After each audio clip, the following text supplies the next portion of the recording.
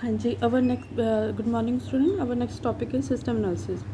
ठीक है, here we will discuss कि what are the different goals of system analysis in the organization. First one is the देखो firstly ਜਿਹੜਾ system analysis the first and most important ਜਿਹੜਾ role ਹੈ that is the simply problem definition. That means ਉਹ ਸਭ ਤੋਂ ਪਹਿਲਾਂ ਕੀ ਕਰਦਾ, ਇੱਕ problem ਨੂੰ ਸਮਝਣ ਦੀ ਕੋਸ਼ਿਸ਼ ਕਰਦਾ, problem ਨੂੰ define ਕਰਦਾ. ਸਮਟਾਈਮਸ ਬਿਜ਼ਨਸ ਪ੍ਰੋਬਲਮਸ ਹੁੰਦੀਆਂ ਨੇ, ਡਿਫੀਕਲਟ ਹੁੰਦੀਆਂ ਨੇ ਡਿਫਾਈਨ ਕਰਨੀਆਂ, ਬਟ ਵਿਦਾਊਟ ਐਨੀ ਪ੍ਰੋਬਲਮ ਨੂੰ ਆਪਾਂ ਡਿਫਾਈਨ ਕੀਤੇ ਉਹਦਾ ਸੋਲਿਊਸ਼ਨ ਨਹੀਂ ਫਾਈਂਡ ਕਰ ਸਕਦੇ. ਕਲੀਅਰ ਹੈ, ਜਦ ਤੱਕ ਮਤਲਬ ਆਪਣਾ ਪ੍ਰੋਬਲਮ ਨੂੰ ਪ੍ਰੋਸੀਸਲੀ ਐਂਡ ਕਲੀਅਰਲੀ ਡਿਫਾਈਨ ਨਹੀਂ ਕਰ ਲੈਂਦੇ, ਉਸਨੂੰ ਅੰਡਰਸਟੈਂਡ ਨਹੀਂ ਕਰ ਲੈਂਦੇ, ਡੀਪਲੀ ਅੰਡਰਸਟੈਂਡ ਨਹੀਂ ਕਰ ਲੈਂਦੇ, ਆਫਟਰ ਦੈਟ ਉਸਦਾ ਸੋਲਿਊਸ਼ਨ ਨਹੀਂ ਫਾਈਂਡ ਹੋ ਸਕਦਾ. ਤੇ ਸਿਸਟਮ ਐਨਾਲਿਸਿਸ ਕੀ ਕਰਦਾ, ਪ੍ਰੋਬਲਮ ਨੂੰ ਡਿਫਾਈਨ ਕਰਦਾ. ਨੈਕਸਟ ਆ ਜਾਂਦਾ ਕਿ ਸਿੰਪਲੀ ਇੱਕ ਇਹ ਕੰਸਲਟਰ ਵੀ ਹੈ, ਲਾਈਕ ਕਿ ਇਹ ਕੀ ਕਰੇਗਾ ਕਿ ਸਿੰਪਲੀ ਜੋ ਵੀ ਤੁਹਾਡੀ ਪ੍ਰੋਬਲਮ ਹੈ, ਠੀਕ ਹੈ, ਹੁਣ ਪ੍ਰੋਬਲਮ ਨੂੰ ਸੋਲਵ ਕਿਵੇਂ ਕਰਨਾ, that means how to solve a specific problem.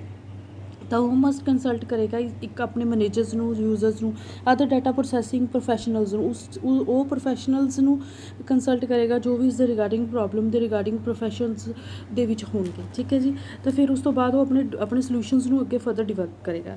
Different methods, different data ਤੋਂ ਹੀ ਉਹ ਪ੍ਰੋਪਰ ਅੱਗੇ ਆਪਣਾ ਕਰੈਕਟ ਸੋਲਿਊਸ਼ਨ ਨੂੰ ਫਾਈਂਡ ਕਰੇਗਾ. ਅੱਗੇ ਆ ਜਾਂਦਾ ਕਿ ਸਿੰਪਲੀ ਥਰਡ ਤੁਹਾਡਾ ਜਿਹੜਾ ਰੋਲ ਹੈ ਉਸਦੇ ਵਿੱਚ ਕੀ ਆ ਜਾਂਦਾ ਕਿ ਜਦੋਂ ਵੀ ਕੋਈ ਵੀ ਪ੍ਰੋਬਲਮ ਨੂੰ ਡਿਫਾਈਨ ਕੀਤਾ ਜਾਂਦਾ, ਦੇ ਆਰ ਮਤਲਬ ਇੱਕ ਪ੍ਰੋਬਲਮ ਦੇ ਨੰਬਰ ਆਫ ਸੋਲਿਊਸ਼ਨਸ ਹੋ ਸਕਦੇ ਨੇ.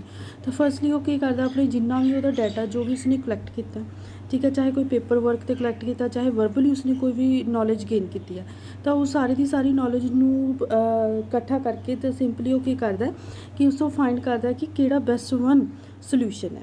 ਠੀਕ ਹੈ ਜੀ.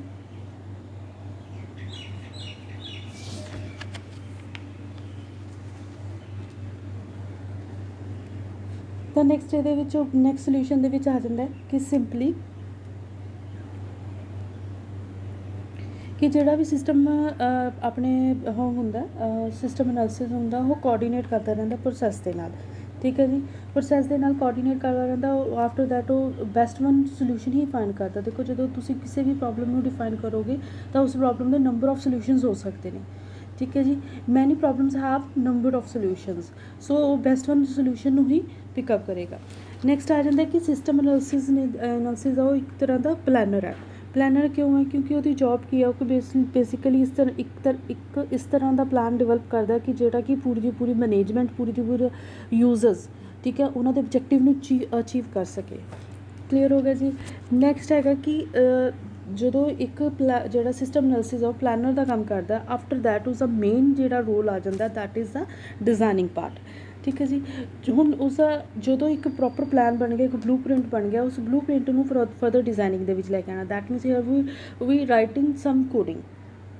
ਠੀਕ ਹੈ ਜੀ, ਤਾਂ ਲਾਈਕ ਕੀ ਹੋਏਗਾ, ਓਬਵੀਅਸ ਹੈ ਕਿ ਇਹ ਟਾਈਮ ਕੰਜ਼ਿਊਮਿੰਗ ਹੈ. ਠੀਕ ਹੈ, ਇੰਪੋਰਟੈਂਟ, ਬਹੁਤ ਹੀ ਇੰਪੋਰਟੈਂਟ ਕੰਸੈਪਟ ਹੈ, ਬਹੁਤ ਹੀ ਇੰਪੋਰਟੈਂਟ ਟਾਸਕ ਹੈ.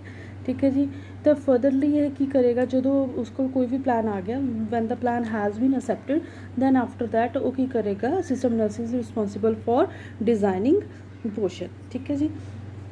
ਨੈਕਸਟ ਹੈਗਾ ਸਿਸਟਮ, ਜਿਹੜਾ ਸਿਸਟਮਸ ਹੁੰਦੇ ਨੇ, ਆਪਾਂ ਜਿੰਨੇ ਵੀ ਸਿਸਟਮ ਐਨਾਲਿਸਿਸ ਹੁੰਦੇ ਨੇ ਉਹ ਬੇਸਿਕਲੀ ਕੋਆਰਡੀਨੇਟ ਕਰਦੇ ਨੇ ਡਿਜ਼ਾਈਨ ਟੈਸਟਿੰਗ ਪਾਰਟਸ ਦੇ ਨਾਲ.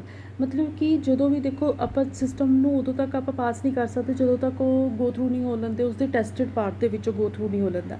ਤਾਂ ਜੋ ਸਿਸਟਮ ਐਨਾਲਿਸਿਸ ਕੀ ਕਰੇਗਾ, ਕੋਆਰਡੀਨੇਟ ਕਰਦਾ ਜਿੰਨੇ ਵੀ ਜੋ ਵੀ ਟੈਸਟਿੰਗਸ ਹੋ ਰਹੀਆਂ ਨੇ ਸਿਸਟਮ ਦੇ ਉੱਪਰ, ਉਹ ਸਾਰੇ ਦੇ ਸਾਰੇ ਟੈਸਟਿੰਗ ਪ੍ਰੋਸੀਜਰਸ ਨੂੰ ਚੈੱਕ ਕਰਦਾ, ਕੋਆਰਡੀਨੇਟ ਕਰਕੇ ਰੱਖਦਾ, ਉਹਨਾਂ ਨੂੰ ਮੋਨੀਟਰਸ ਕਰਦਾ. ਦੈਟ ਮੀਨਸ ਕਿਵੇਂ ਟੈਸਟਿੰਗ ਹੋ ਰਹੀ ਹੈ ਕਿ ਸਿਸਟਮ ਕਿਵੇਂ ਪ੍ਰੋਪਰ ਵਰਕਿੰਗ ਕਰ ਰਿਹਾ. There are the some additional roles of system analysis also. First one is the change agent. Change agent ਦਾ ਮਤਲਬ ਕੀ ਹੈ ਕਿ ਬੇਸਿਕਲੀ ਦੇਖੋ, ਆਪਾਂ ਜੋ ਵੀ ਜਿਸ ਵੀ ਵਰਡ 'ਚ ਰਹਿ ਰਹੇ ਹਾਂ, ਉਸ ਵਰਡ ਦੇ ਵਿੱਚ ਆਪਣੇ ਜਿਹੜੇ ਵੀ ਪਰਸਨਸ ਨੇ ਉਹ ਕੀ ਕਰਦੇ ਨੇ, ਇੱਕ ਇਸ ਤਰ੍ਹਾਂ ਦਾ ਮਤਲਬ person develop a plan for change. ਠੀਕ ਹੈ ਨਾ, ਉਹ ਹਮੇਸ਼ਾ ਇਸ ਤਰ੍ਹਾਂ ਦਾ ਕੁਛ ਨਾ ਕੁਛ ਲੈ ਕੇ ਆਉਂਦੇ ਨੇ ਕਿ ਜੋ ਵੀ ਹਿਊਮਨ ਬੀਇੰਗਸ ਨੇ ਉਹਨਾਂ ਨੂੰ ਚੇਂਜ ਬੜਾ ਹੀ ਪਸੰਦ ਹੈ. ਤਾਂ ਲਾਈਕ ਜੋ ਵੀ ਆਪਾਂ ਇਹਦੇ ਵਿੱਚ ਜਿਹੜਾ ਸਿਸਟਮ ਐਨਾਲਿਸਿਸ ਆ ਉਹ ਹਮੇਸ਼ਾ ਜੋ ਵੀ ਕਰ ਰਿਹਾ ਉਹ ਇੱਕ ਚੇਂਜ ਨੂੰ ਲੈ ਕੇ ਕਰ ਰਿਹਾ. ਦੈਟ ਮੀਨਸ ਉਹ ਇੱਕ ਕੇਅਰਫੁਲੀ ਪਲਾਨ ਕਰ ਰਿਹਾ, ਮੋਨੀਟਰ ਕਰ ਰਿਹਾ ਅਤੇ ਇੰਪਲੀਮੈਂਟਸ ਕਰ ਰਿਹਾ ਚੇਂਜ ਇਨਟੂ ਦ ਯੂਜ਼ਰ ਡੋਮੇਨ. ਠੀਕ ਹੈ ਜੀ, ਬਿਕੋਜ਼ ਪੀਪਲ ਇਨਹੈਰਿਟਲੀ ਰੈਸਿਸਟ ਚੇਂਜਸ. ਠੀਕ ਹੈ ਜੀ, ਕਲੀਅਰ ਹੋ ਗਿਆ. ਦੈਟ ਮੀਨਸ ਇਹ ਕੀ ਹੈ, ਇੱਕ ਚੇਂਜ ਏਜੰਟ ਹੈ. ਨੈਕਸਟ ਆ ਜਾਂਦਾ ਆਪਣਾ ਕੰਸਲਟੈਂਟ ਦਾ ਮਤਲਬ ਕੀ ਹੈ ਕਿ ਜੋ ਵੀ ਆਪਣੇ ਕੋਲ ਇਸ਼ੂਜ਼ ਹੁੰਦੇ ਨੇ ਰਿਗਾਰਡਿੰਗ ਯੂਅਰ ਬਿਜ਼ਨਸ ਇਸ਼ੂਜ਼, ਠੀਕ ਹੈ, ਡਿਫਰੈਂਟ ਜੋ ਵੀ ਇਸ਼ੂਜ਼ ਹੋ ਸਕਦੇ ਨੇ ਤਾਂ ਇਹ ਕੰਸਲਟ ਕਰੇਗਾ ਫॉर द ਡਿਫਰੈਂਟ ਆਪਣੇ ਪਰਸਪੈਕਟਿਵਸ ਨਾਲ। ਮਤਲਬ ਕਿ ਜੋ ਵੀ ਦੇਖੋ ਬੇਸਿਕਲੀ ਇਹ ਕੀ ਕਰਦਾ, ਕੰਸਲਟੈਂਟ ਦਾ ਮਤਲਬ ਕੀ ਹੈ ਕਿ ਇਹ ਅੰਡਰਸਟੈਂਡ ਕਰਦਾ ਆਰਗੇਨਾਈਜੇਸ਼ਨ ਕਲਚਰ ਨੂੰ, ਠੀਕ ਹੈ। ਓਬਵੀਅਸ ਹੈ ਕਿ ਹਰ ਪਰਸਨ ਦਾ ਆਪਣਾ ਵਿਊ ਪੁਆਇੰਟ ਹੋਏਗਾ, ਆਪਣਾ ਕਲਚਰ ਹੋਏਗਾ, ਡਿਫਰੈਂਟ ਉਹਨਾਂ ਦੀ ਲੈਂਗੁਏਜਿਸ ਹੋਣਗੀਆਂ। ਇਹ ਕੀ ਕਰੇਗਾ, ਕੰਸਲਟ ਕਰੇਗਾ ਓਵਰਆਲ ਆਰਗੇਨਾਈਜੇਸ਼ਨ ਦੇ ਜੋ ਵੀ ਇਸਦਾ ਕਲਚਰ ਹੈ, ਠੀਕ ਹੈ, ਅਤੇ ਉਹਨਾਂ ਦੇ ਵਿਊ ਪੁਆਇੰਟਸ ਕੀ ਨੇ। ਕਦੇ ਵੀ ਸਿੰਪਲੀ ਆਪਣੇ ਆਈਡੀਆਜ਼ ਲੈ ਕੇ ਨਹੀਂ ਚੱਲਦਾ, ਫਰਦਰ ਦੂਸਰਿਆਂ ਦੇ ਆਈਡੀਆਜ਼ ਦੇ ਨਾਲ ਵੀ ਕੰਮ ਕਰਦਾ। ਨੈਕਸਟ ਹੈਗਾ ਇੰਟਰਮੀਡੀਏਟਰਸ ਕੀ ਹੁੰਦੇ ਨੇ ਕਿ ਲਾਈਕ ਵੀ ਜਿੰਨੀਆਂ ਵੀ ਨੰਬਰ ਆਫ ਪਾਰਟੀਜ਼ ਇਨਵੋਲਵਡ ਹੁੰਦੀਆਂ ਨੇ ਆਪਣੀ ਇੰਪਲੀਮੈਂਟੇਸ਼ਨ ਦੇ ਵਿੱਚ, ਠੀਕ ਹੈ ਜੀ, ਠੀਕ ਹੈ, ਇਹ ਉਹ ਸਭ ਨੂੰ ਸਪੋਰਟ ਕਰਦਾ, ਚਾਹੇ ਕੋਈ ਪਰਸਨ ਹੈ, ਚਾਹੇ ਕੋਈ ਮੈਨੇਜਮੈਂਟ ਹੈ, ਠੀਕ ਹੈ। ਲਾਈਕ ਕਹਿਣ ਦਾ ਮਤਲਬ ਕੀ ਹੈ ਕਿ ਇਹ ਸਭ ਦੇ ਵਿੱਚ ਕੀ ਇੰਟਰਮੀਡੀਏਟਰ ਹੈ, ਠੀਕ ਹੈ। ਜੇ ਯੂਜ਼ਰ ਹੋ ਗਿਆ, ਚਾਹੇ ਕੋਈ ਮੈਨੇਜਮੈਂਟ ਹੈ, ਯੂਜ਼ਰ ਅਤੇ ਮੈਨੇਜਮੈਂਟ ਦੇ ਵਿੱਚ ਕੀ ਇੰਟਰਮੀਡੀਏਟਰ ਦਾ ਕੰਮ ਕਰਦਾ। ਜੋ ਵੀ ਯੂਜ਼ਰ ਦੀ ਥਿੰਕਿੰਗ ਹੈ ਉਸ ਨੂੰ ਮੈਨੇਜਮੈਂਟ ਨੂੰ ਸਮਝਾਉਂਦਾ ਕਿ ਯੂਜ਼ਰ ਦੀਆਂ ਰਿਕੁਆਇਰਮੈਂਟਸ ਕੀ ਨੇ, ਠੀਕ ਹੈ। ਯੂਜ਼ਰ ਦੇ ਅਕੋਰਡਿੰਗ ਹੀ ਸਿਸਟਮ ਨੂੰ ਬਿਲਡ ਅਪ ਕੀਤਾ ਜਾਂਦਾ ਹੈ। ਦੂਸਰਾ ਕੀ ਹੈ ਕਿ ਹੁਣ ਮੈਨੇਜਮੈਂਟ ਲੈਵਲ ਨੂੰ ਵੀ ਚੈੱਕ ਕਰਦਾ। ਇਹ ਨਹੀਂ ਹੈ ਕਿ ਹੁਣ ਉਹ ਇਸ ਤਰ੍ਹਾਂ ਦਾ ਜਿਹੜਾ ਸਿਸਟਮ ਡਿਵੈਲਪ ਕਰ ਦੇਗਾ ਕਿ ਜਿਹੜਾ ਕਿ ਪੂਰੇ ਦਾ ਪੂਰਾ ਪ੍ਰੋਪਰਲੀ ਯੂਜ਼ਰ ਡੋਮੇਨ ਹੋ ਜਾਏਗੀ। ਯੂਜ਼ਰ ਡੋਮੇਨ ਦੈਟ ਮੀਨਸ ਉਹ ਹੁਣ ਮੈਨੇਜਮੈਂਟ ਲੈਵਲ ਦੇ ਵੀ ਚੈੱਕ ਕਰੇਗਾ ਕਿ ਪ੍ਰੋਪਰ ਟਾਈਮਿੰਗ, ਜੋ ਪ੍ਰੋਪਰ ਟਾਈਮ ਹੈ ਕਿ ਮੈਨੇਜਮੈਂਟ ਨੇ ਦਿੱਤਾ ਉਸ ਟਾਈਮਿੰਗ ਦੇ ਵਿੱਚ ਪ੍ਰੋਪਰ ਜਿਹੜਾ ਸਿਸਟਮ ਬਿਲਡਅਪ ਹੋਵੇ, ਜੋ ਪ੍ਰੋਪਰ ਬਜਟ ਹੈ ਉਸ ਬਜਟ ਦੇ ਵਿੱਚ ਹੀ ਸਿਸਟਮ ਰਹੇ। ਨੈਕਸਟ ਆ ਜਾਂਦਾ ਕਿ ਆਰਕੀਟੈਕਟ ਦਾ ਕੀ ਮਤਲਬ ਹੈ ਕਿ ਜਿੰਨੇ ਵੀ ਆਪਣੇ ਦੇਖੋ ਸਿੰਪਲੀ ਹੁਣ ਆਪਣੇ ਕੋਲ ਸਿਸਟਮ ਐਨਾਲਿਸਿਸ ਨੇ ਕੀ ਕੀਤਾ, ਪ੍ਰੋਪਰਲੀ ਡਿਫਾਈਨ ਕਰ ਲਿਆ ਪ੍ਰੋਬਲਮ ਨੂੰ, ਉਸ ਤੋਂ ਬਾਅਦ ਉਸਦੇ ਪ੍ਰੋਪਰ ਸੋਲਿਊਸ਼ਨਸ ਨੂੰ ਪਲਾਨ ਕਰ ਲਿਆ। ਹੁਣ ਪਲੈਨਿੰਗ ਤੋਂ ਬਾਅਦ ਇੱਕ ਬੇਸਿਕਲੀ ਜਿਹੜਾ ਮੇਨ ਰੋਲ ਹੁੰਦਾ ਉਹ ਕੀ ਹੁੰਦਾ ਸਿਸਟਮ ਐਨਾਲਿਸਿਸ ਦਾ, ਕਿ creates a detailed physical design of candidate system. ਜੋ ਵੀ ਆਪਣਾ ਸਿਸਟਮ ਬਣਿਆ ਉਸਦਾ ਹੁਣ ਫਿਜ਼ੀਕਲੀ ਡਿਜ਼ਾਈਨ ਉਸਨੂੰ ਕ੍ਰੀਏਟ ਕਰਨਾ, ਠੀਕ ਹੈ ਜੀ। ਹੁਣ ਜੋ ਵੀ ਆਪਣੇ ਐਂਡ ਯੂਜ਼ਰਸ ਰਿਕੁਆਇਰਮੈਂਟਸ ਨੇ ਸਿਸਟਮ ਐਨਾਲਿਸਿਸ ਕੀ ਕਰੇ, ਉਹਨਾਂ ਦਾ ਇੱਕ ਡਿਜ਼ਾਈਨ ਬਣਾ ਦੇਗਾ। That means here we design our system, ਠੀਕ ਹੈ ਜੀ।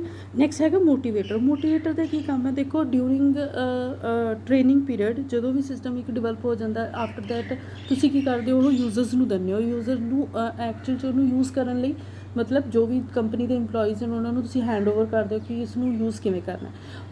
That part is called as training part ਦੇ ਵਿੱਚ ਤੁਸੀਂ ਕੀ ਹੋਏਗਾ ਸਿੰਪਲੀ ਕਿ ਜਦੋਂ ਤੁਸੀਂ ਇੱਕ ਜਿਹੜੇ ਵੀ ਉਸ ਸਿਸਟਮ ਨੂੰ ਯੂਜ਼ ਕਰਨ ਵਾਲੇ ਪਰਸਨਸ ਨੇ ਉਹਨਾਂ ਨੂੰ ਪ੍ਰੋਪਰਲੀ ਟ੍ਰੇਨ ਕਰਦੇ ਹੋ ਕਿ ਕਿਵੇਂ ਤੁਸੀਂ ਸਿਸਟਮ ਨੂੰ ਯੂਜ਼ ਕਰਨਾ।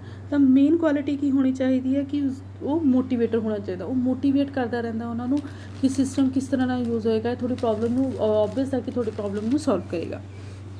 ਨੈਕਸਟ ਹੈਗਾ ਇਨਵੈਸਟੀਗੇਟਰ ਐਂਡ ਮੋਟੀਵੇਟਰ। ਇਨਵੈਸਟੀਗੇਟਰ ਅਤੇ ਮੋਟੀਵੇਟਰ ਦੇ ਵਿੱਚ ਕੀ ਆ ਜਾਂਦਾ ਹੈ ਕਿ ਸਿੰਪਲੀ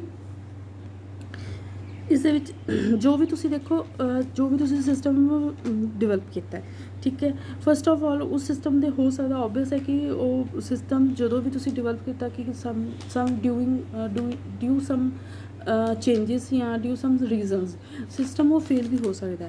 ਜਦੋਂ ਸਿਸਟਮ ਮਤਲਬ ਕੋਈ ਵੀ ਸਿਸਟਮ ਦੇ ਵਿੱਚ ਕੋਈ ਪ੍ਰੋਬਲਮ ਆ ਰਹੀ ਹੈ ਆਫਟਰ ਇੰਪਲੀਮੈਂਟੇਸ਼ਨ ਤਾਂ ਇਹ ਉਸ ਨੂੰ ਇਨਵੈਸਟੀਗੇਟ ਕਰਦਾ ਰਹੇਗਾ, ਠੀਕ ਹੈ, ਮੋਨੀਟਰ ਕਰਦਾ ਕਿ ਜੋ ਵੀ ਐਕਚੁਅਲੀ ਪ੍ਰੋਬਲਮਸ ਆ ਰਹੀ ਸਕਸੈਸਫੁਲੀ ਕੰਪਲੀਟ ਹੋ ਰਿਹਾ ਸਿਸਟਮ ਕਿ ਨਹੀਂ ਹੋ ਰਿਹਾ, ਠੀਕ ਹੈ ਜੀ। ਉਹ ਯੂਜ਼ਰ ਦੇ ਰਿਕੁਆਇਰਮੈਂਟਸ ਦੇ ਅਕੋਰਡਿੰਗ ਕੰਮ ਕਰ ਰਿਹਾ ਕਿ ਨਹੀਂ ਕਰ ਰਿਹਾ। ਸਿਸਟਮ ਮਸਟ ਮੋਨੀਟਰ ਕਰਦਾ programs in relation to time, cost, quality. ਤਿੰਨ ਚੀਜ਼ਾਂ ਜ਼ਰੂਰ ਚੈੱਕ ਕਰਦਾ ਹੈ, time, cost, quality. That means proper timing ਦੇ ਵਿੱਚ ਕੰਪਲੀਟ ਹੋ ਜਾਏ, ਠੀਕ ਹੈ ਜੀ। ਕੋਸਟ ਪ੍ਰੋਪਰ ਉਹੀ ਕੋਸਟ ਹੈ ਜੋ ਆਪਣਾ ਬਜਟ ਹੈ। ਕੁਆਲਿਟੀ ਜੋ ਐਕਚੁਅਲ 'ਚ ਯੂਜ਼ਰ ਦੀ ਰਿਕੁਆਇਰਮੈਂਟ ਆ ਉਹੀ ਆਪਣਾ ਮੇਨ ਓਬਜੈਕਟਿਵ ਹੈ।